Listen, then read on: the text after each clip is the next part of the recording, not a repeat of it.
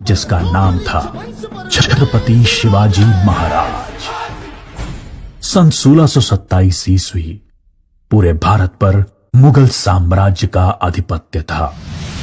उत्तर में शाहजहां तो बीजापुर में सुल्तान मोहम्मद आदिल शाह और गोलकोंडा में सुल्तान अब्दुल्ला कुतुब शाह। डेक्कन के सुल्तान सेना के लिए हमेशा मुस्लिम अफसरों को ही प्राथमिकता देते थे। बंदरगाहों पर पुर्तगालियों का कब्जा था और थल मार्ग पर मुगलों का अधिकार। इसलिए उत्तरी अफ्रीका और मध्य एशिया से मुसलमान अधिकारियों को ला पाना मुमकिन नहीं था और डेक्कन के सुल्तानों को हिंदू अधिकारी नियुक्त करने पड़ते थे। आदिल शाह की सेना में एक मराठा सेनाध्यक्ष था, शाहजी भोसले। शाहजी सेना में उच्च पद पर आसीन था। सन 1630 में महाराष्ट्र में जुन्नर के समीप शिवनेरी के किले में उनके और जीजाबाई के यहां एक पुत्र का जन्म हुआ। स्थानीय देवी शिवाय के नाम पर पुत्र का नामकरण हुआ, जो आगे चलकर छत्रपति शिवाजी महाराज के नाम से विश्व विख्यात हुए। शिवाजी के पिता काफी समय घर से दूर रहे थे, इसलिए बचपन में उनकी देखरेख माता जीजाबाई और गुरु दादोजी कोंडेव ने की। दादोजी ने उन्हें युद्ध कौशल और नीति शास्त्र सिखाया, तो जीजा माता ने हिंदू धार्मिक कथाएं। जब दादोजी का सन 1647 में निधन हुआ, तब उनका यह मानना था कि शिवाजी अपने पिता की ही तरह आदिल शाह की सेना में उच्च पद पर आसीन होंगे, लेकिन विधि को कुछ और ही मंजूर था। सन 1646 के समय भारत में किसी हिंदू शासक का अपना स्वतंत्र राज्य स्थापित कर पाने के लिए इन 3 परिस्थितियों का पूरा होना जरूरी था। एक, कि वो शक्तिशाली साम्राज्यों के केंद्र से दूर हों, जमीन खेती के लिए अनुपयोगी हो और जंगलों से घिरा हुआ हो, ताकि छापामार युद्ध या गुरिल्ला वॉरफेयर करा जा सके। ये परिस्थितियां 1646 में शिवाजी के लिए अनुकूल बनी, जब उन्होंने स्थानीय किसानों मावली के समर्थन से अपनी सेना का निर्माण किया।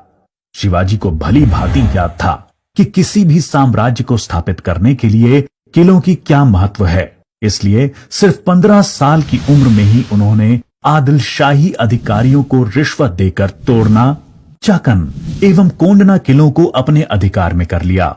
इसके बाद उन्होंने आबाजी सोमदेव की मदद से थाना, कल्याण और भिवंडी के किलों को मुल्ला अहमद से छीनकर अपने अधिकार में कर लिया। इन घटनाओं से आदिल शाही साम्राज्य में हड़कंप मच गया। शिवाजी को रोकने के लिए उनके पिता को गिरफ्तार कर लिया गया। इसलिए शिवाजी ने अगले 7 बरस तक आदिल शाह पर सीधा आक्रमण नहीं किया। शिवाजी ने यह समय अपनी सेना को बढ़ाने और प्रभावशाली देशमुखों को अपनी ओर करने में लगाया। धीरे धीरे उन्होंने एक विशाल सेना खड़ी कर ली, जिसके घुड़सवार नेताजी पलकर ने संभाल रखी थी और पैदल सेना यशाजी कनक ने। अब तक शिवाजी के पास 40 किले भी आ चुके थे। शिवाजी के बढ़ते प्रभाव को रोकने के लिए सन 1659 में बीजापुर की बड़ी साहिबा ने अफजल खान को 10,000 सिपाहियों के साथ शिवाजी पर आक्रमण करने का हुक्म दिया। अफजल खान अपनी क्रूरता और ताकत के लिए जाना जाता था।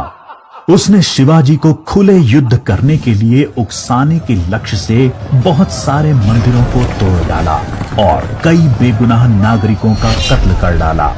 लेकिन शिवाजी ने चतुराई और रण कौशल का परिचय देते हुए छापामार पद्धति से युद्ध चालू रखा। इस समय वो प्रतापगढ़ किले में रहे, जो कि चारों तरफ से घने जंगलों से घिरा हुआ था। अंत में अफजल खान ने शिवाजी को धोखे से मारने की साजिश रची। उसने शिवाजी को मिलने का न्योता भेजा। जब वो मिले, अफजल खान ने अपनी मजबूत पकड़ में शिवाजी को दबाकर मार डालने का प्रयास किया। शिवाजी पहले से तैयार थे।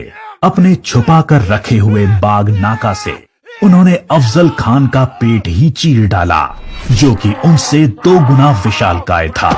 इसके बाद प्रतापगढ़ की लड़ाई में शिवाजी ने अफजल खान की सेना को करारी मात दी। शक्तिशाली अफजल खान की हार से बीजापुर का सुल्तान स्तब्ध रह गया। अब की बार रुस्तम जमान को भेजा गया। 28 दिसंबर 1659 को शिवाजी ने रुस्तम जमान की सेना पर सामने से हमला बोल दिया। साथ ही उनकी सेना की 2 और टुकड़ियों ने दोनों दिशाओं से रुस्तम की फौज पर आक्रमण कर दिया। रुस्तम जमान शर्मिंदाजनक स्थिति में लड़ाई के मैदान से अपनी जान बचाकर भाग गया। सन 1660 में आदिल शाह ने अपने सेनापति सिद्दी जौहर को शिवाजी पर हमला करने के लिए भेजा। शिवाजी पन्हाला किले में थे और सिद्दी जौहर की सेना ने किले को चारों ओर से घेर लिया। शिवाजी ने सिद्दी जौहर को मिलने का न्योता दिया और जब वो मिले आदिल शाह को संदेश भिजवा दिया कि सिद्दी जौहर उनसे गद्दारी कर रहा है।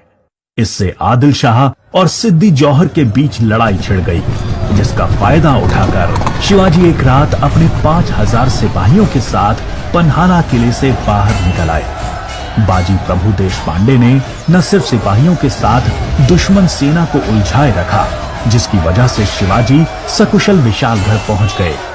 इस लड़ाई में बाजी प्रभु देशपांडे को अपने प्राणों से हाथ धोना पड़ा। उनको महाराष्ट्र के इतिहास में एक महान योद्धा माना जाता है। इसके बाद बीजापुर की बड़ी बेगम ने औरंगजेब से शिवाजी को पकड़ने के लिए विनती करी। उसने अपने मामा शाइस्ता खान को 1,50,000 सैनिकों के साथ शिवाजी से युद्ध करने भेजा। शाइस्ता खान ने अपनी विशाल सेना के बल पर पुणे पर कब्जा कर लिया और शिवाजी के निवास स्थान लाल महल पे अपना बसेरा डाल दिया। शिवाजी ने चालाकी से अपने 400 सिपाहियों के साथ शादी के बारातियों के वेश में पुणे में प्रवेश कर लिया। रात के समय उन्होंने सीधे शाइस्ता खान के ऊपर खतरनाक हमला बोला। खान ने खाकी से कूदकर अपनी जान बचा ली, पर शिवाजी की तलवार की वार से अपनी 3 उंगलियां गंवा बैठा। उंगली तो गई और इज्जत भी।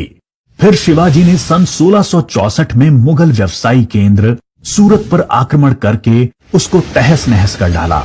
औरंगजेब आग बबूला होकर 60 वर्षीय राजपूत सेना नायक मिर्जा राजा जय सिंह को अपने 1.5 लाख सैनिकों के साथ शिवाजी से लड़ने के लिए भेजा। इस युद्ध में शिवाजी की हार हुई और उन्हें अपने 23 किले और 4 लाख की मुद्रा हर्जाने के रूप में देनी पड़ी। उन्हें अपने 9 वर्ष के पुत्र संभाजी के साथ आगरा जाना पड़ा। शिवाजी को नियंत्रित रखने के लिए पहले यह तय हुआ कि उन्हें मुगल दरबार में कोई पद दिया जाए, लेकिन औरंगजेब ने उसको बदलकर शिवाजी को घर में कैद करने का आदेश दे दिया। औरंगजेब नहीं जानता था कि यह गलती बहुत महंगी पड़ेगी।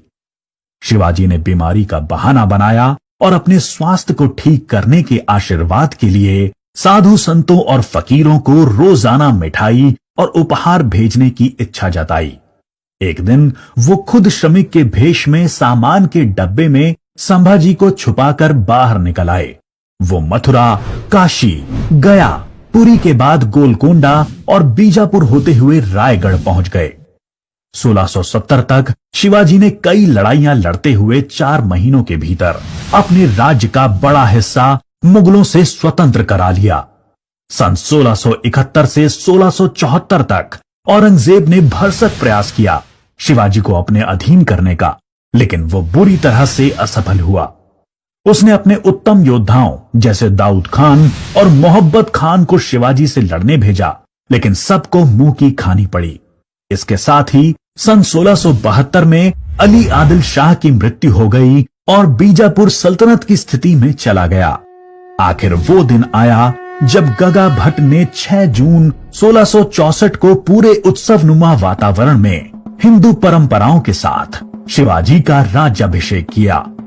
वो मराठा के राजा बने और कई सदियों के अंतराल के बाद हिंदू रीतियों, तिलक, जनेऊ और वेदों के उच्चारण के बीच किसी राजा का राज्याभिषेक संपन्न हुआ। शिवाजी की महानता सिर्फ उनकी बहादुरी और युद्ध कौशल में ही नहीं थी, वो एक योग्य प्रशासक भी थे। उन्होंने धर्म के आधार पर कभी किसी के साथ पक्षपात नहीं किया। उनके कई अधिकारी, यहाँ तक कि उनके व्यक्तिगत अंगरक्षकों में कुछ मुसलमान भी थे। उन्होंने कभी किसी भी नारी का निरादर नहीं किया। यहाँ तक कि युद्ध में हारे हुए दुश्मनों की स्त्रियों को भी सम्मान सहित वापस भेज देते थे। गुरिल्ला युद्ध, किलों का उपयोग और नवसेना का निर्माण भारत में पहली बार शिवाजी ने ही करा। उन्होंने 4 किलों तथा 2000 सैनिकों से शुरुआत की थी और उनकी मृत्यु के समय तक ये गिनती 300 किलो एवं 1 लाख सैनिकों की हो गई थी। मार्च 1680 में शिवाजी का स्वास्थ्य खराब हो गया। तेज बुखार और पेचिस के चलते 5 अप्रैल 1680 को 52 साल की छोटी सी उम्र में इनका स्वर्गवास हो गया। औरंगजेब ने सोचा कि शिवाजी की मृत्यु के बाद मराठा राज्य खत्म हो जाएगा, लेकिन ऐसा हुआ नहीं। पहले उनके पुत्र संभाजी ने और उसके बाद छत्रपति राजा राम ने मराठा शासन की बागडोर संभाली। औरंगजेब को करीब 25 सालों तक मराठाओं के साथ युद्ध लड़ना पड़ा, जिसकी वजह से वो अपनी मृत्यु के समय तक पूरी तरह से बर्बाद हो चुका था। शिवाजी ने जो मराठा राज्य की नींव रखी, वो आगे चलकर कर्नाटक से लेकर अटॉक पाकिस्तान तक फैल गई। शिवाजी जैसे मनुष्य कभी मरते नहीं।